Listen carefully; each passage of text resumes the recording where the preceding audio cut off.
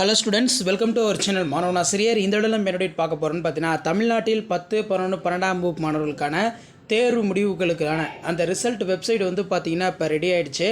So 38 மாவட்டத்துலையுமே வந்து பார்த்தீங்கன்னா 10th, 11th, 12th public examination paper relation பண்ண அந்த ஆன்சர் ஸ்கிரிப்டில் இருக்கக்கூடிய மார்க்கை வந்து பார்த்திங்கன்னா சப்ஜெக்ட் வைஸாக வந்து டிஜியோட வெப்சைட்டில் வந்து பார்த்தீங்கன்னா அப்டேட் பண்ணிகிட்ருக்காங்க.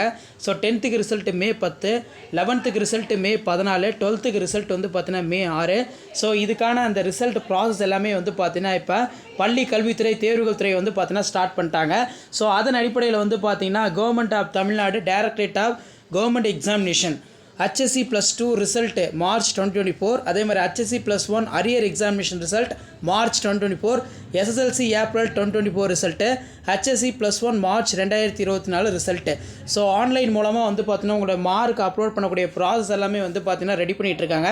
ஸோ இப்போ வந்து பார்த்தீங்கன்னா நீங்கள் இந்த வெப்சைட்டில் போய் பார்த்தீங்கன்னா உங்களுக்கான அந்த ரிசல்ட்டில் வந்து பார்த்தீங்கன்னா 2023 தான் இருக்கும். ஸோ 2024 வந்து பார்த்தீங்கன்னா அப்டேட் பண்ணிகிட்ருக்காங்க.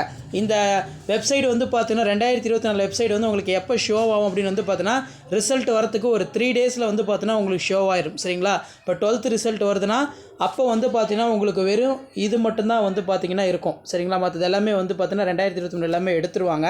ஸோ தொடர்ந்து வந்து பார்த்தீங்கன்னா நம்ம மாணவன் ஆசிரியர் யூடியூப் சேனல் சப்ஸ்கிரைப் பண்ணி கீழே இருக்கிற பெல்லைக்கான சப்போர்ட் பண்ணுங்கள். ஸோ ஆல்ரெடி வந்து பார்த்தீங்கன்னா பொது தேர்வு விடைத்தாள்கள் திருத்தும் பணிகள் எல்லாமே முடிவு பெற்றது. நீங்கள் எழுதின அந்த ஆன்சர் ஸ்கிரிப்ட் எல்லாமே வந்து பார்த்தீங்கன்னா ஒரு பாதுகாப்பான அறையில் வைப்பாங்க.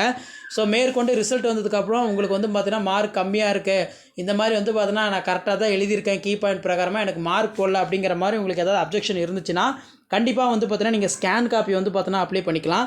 ஸோ அதுக்கோசரம் வந்து பார்த்தீங்கன்னா உங்களுடைய ஆன்சர் ஸ்கிரிப்ட் எல்லாமே வந்து பார்த்தீங்கன்னா ஒரு பாதுகாப்பான அறையில் வந்து பார்த்தீங்கன்னா வைக்க சொல்லியிருக்காங்க.